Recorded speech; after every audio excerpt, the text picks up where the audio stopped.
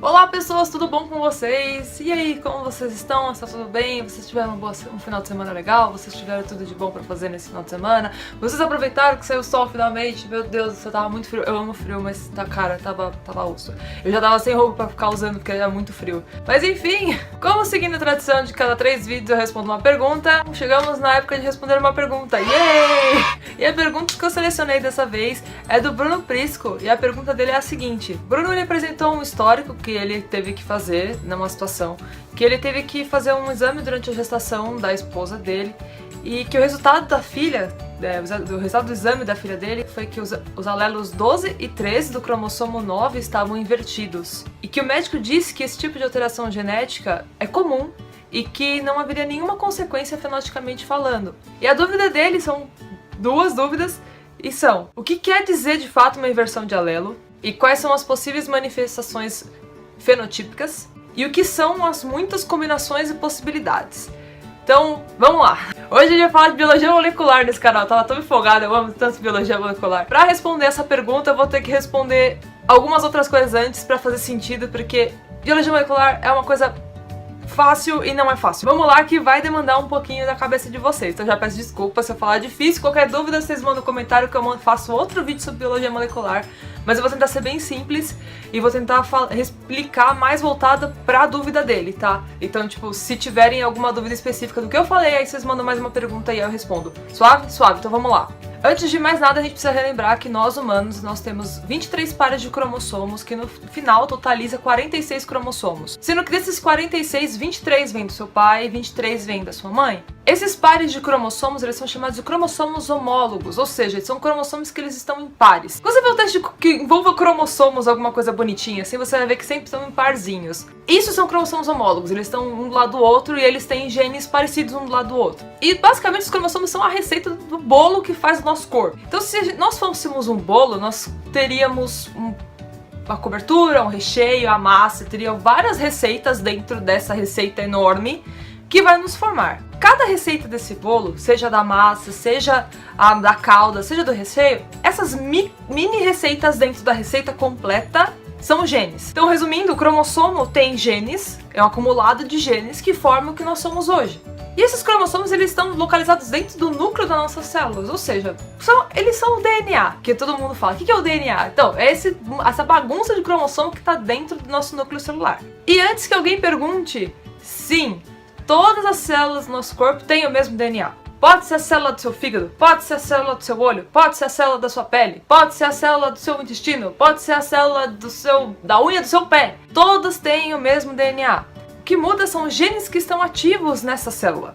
As células do seu fígado, por exemplo, vão estar com genes ativos que são responsáveis pela atividade daquela célula que está no fígado, assim como a do olho, para te ajudar a enxergar, por aí vai. Então, os genes ativos são aqueles que dão as características para suas células e o funcionamento delas. Voltando à pergunta do Bruno, ele comenta que dessa questão de alelos invertidos em um determinado cromossomo, que no caso ele falou que era o 9, e que o médico disse que isso é comum. E que, fenoticamente falando, não teria nenhuma consequência. Primeiro, os alelos são genes que são localizados no mesmo ponto entre um cromossomo e outro. Então, por exemplo, eu tenho um gene aqui, esse dedo, o meu dedo... Claro que eu vou usar o do meio, né, Cecília? Temos os cromossomos aqui. O meu indicador, um do lado do outro, eles são alelos, porque eles estão na mesma posição do cromossomo do lado, que é o homólogo. E aí, quando tem a fecundação, acontece que tem a junção dos cromossomos que vem do seu pai e os cromossomos que vem da sua mãe. E aí tem quando junta, cara, você pode ter certeza que vai acontecer um monte de mitose, que é basicamente a divisão celular que todo mundo fala. E aí é muito comum de verdade acontecer nessa bagunça de mitoses e etc, durante o começo da gestação, que eles sejam separados de uma forma errada, porque tem um momento da mitose que eles pegam os cromossomos e eles são arrastados para as pontas da célula. Nessa hora, pode se perder alguma coisa, pode se perder um pedaço de cromossomo, pode se perder um cromossomo inteiro, pode se perder várias coisas. E isso é comum de acontecer. Quando acontece de ter um alelo invertido, que nem é o caso do Bruno, acontece que na hora da mitose, os cromossomos foram puxados de uma forma que eles foram puxados, talvez foi puxado antes do que deveria, foi puxado depois do que deveria, a célula se perdeu na hora de fazer e ele puxou em algum momento que não deveria. Só que isso nem sempre é um problema sério. Por exemplo, sabe quando você tá no meio da receita de bolo e você decide que você não quer mais colocar recheio porque você acha que a calda já vai ser um negócio demais? Então, é mais ou menos a mesma coisa. Eu tô dando esse exemplo por quê? Porque quando a gente nasce, nós temos muitos genes que eles são inativados na hora que a gente nasce. E outros se tornam ativos. E isso acontece ao longo da vida também. Então, nunca os genes que estavam funcionando antes, talvez estejam funcionando no final da sua vida. Alguns básicos sim, mas nem todos. E aí tem algumas alterações cromossômicas que passam desapercebidas ao longo da vida inteira da pessoa. E tipo, nunca vai aparecer nada na vida daquela pessoa que relacione com o problema cromossômico. E aí que entra o fenótipo. O fenótipo é basicamente a interação do seu gene, da sua receitinha, da sua calda, a receita do seu bolo, com o meio ambiente, que é isso aqui que nós vivemos. As características do seu olho, a característica da sua pele, a característica do seu cabelo, tudo isso é uma alteração fenotípica. Só que não só isso. Também tem questão metabólica, também tem questão fisiológica. Por exemplo, o seu tipo sanguíneo, você é A, B, AB, O, positivo, negativo, tudo isso vem dessa... Isso é um fenótipo do seu gene. E é óbvio que tem doenças que são causadas por conta dessas mudanças cromossômicas e genéticas, mas se a criança nasceu e ela não apresentou nenhum problema ou nada foi notado durante o pré-natal da mãe, porque existem muitos exames que analisam várias coisas, então é difícil você ser pego de surpresa com esse tipo de situação. Quando a alteração ela é muito absurda, quando às vezes muitas alterações, a célula realmente se perdeu na hora de fazer a mitose e muitos cromossomos se perderam nessa história, a gestação normalmente é interrompida. E é quando acontece o famoso aborto espontâneo, que geralmente acontece no primeiro trimestre da gestação, que eu não gosto muito desse termo, mas eles usam como aberração cromossômica ou coisas assim. E por mais bizarro que seja, a natureza ela é bem sábia. Ela sabe que quando o negócio é muito errado, ela nem deixa pra frente. Então, o aborto é uma coisa horrível que acontece? Sim, acontece. Às vezes a mãe quer muito aquela criança, ou a mãe tá tentando muito ter aquele filho e não consegue.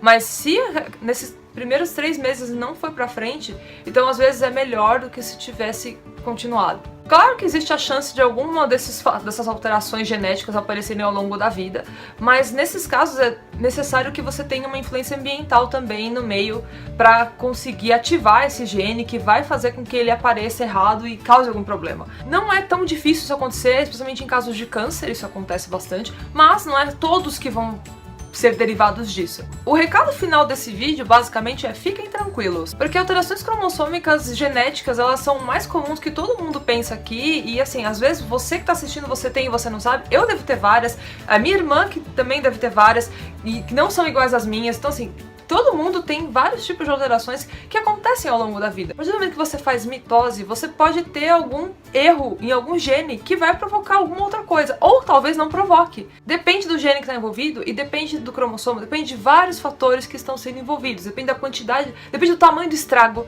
que está sendo feito no seu DNA. E muita gente convive com essas alterações, seja elas fenotípicas, ou seja, que tem alguma alteração visual ou não. Um grande exemplo disso são crianças com síndrome de Down.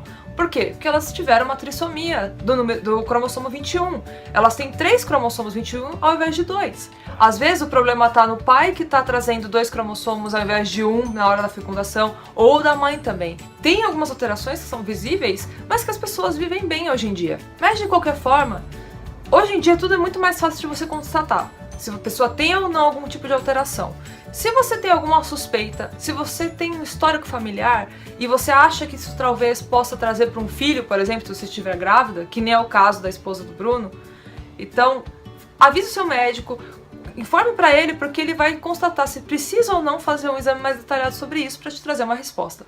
E é isso, pessoas, eu espero que vocês tenham gostado dessa pergunta e deste vídeo, porque eu particularmente fiquei muito feliz de responder essa pergunta. Muito obrigada por terem assistido. Se vocês gostaram do vídeo, por favor, não se esqueçam de curtir o canal, não se esqueçam de curtir também o vídeo, não se esqueçam de se inscrever e de fazer várias coisas. Uhul. Se vocês tiverem alguma dúvida, podem me mandar pelos comentários do vídeo, podem me mandar pelo meu Twitter, que está aqui embaixo. Se você ainda não assistiu o último vídeo que eu postei, então por favor assista, pelo amor de Deus, né? Porque tem muito vídeo nesse canal que tá saindo, tem muito assunto legal que ainda vai sair, então por favor assiste esse, porque eu acho que você não vai se arrepender. E se você precisar de qualquer coisa, se você precisar só conversar, se você precisar desabafar sobre os problemas da sua vida, se você precisar tirar uma dúvida que está te preocupando muito, se você fez alguma besteira na sua vida e você tem medo de perguntar pra alguém e você quiser perguntar pra mim, porque vai que, né, sei lá, eu te trago confiança, eu espero que sim. Então qualquer coisa é só mandar um oi.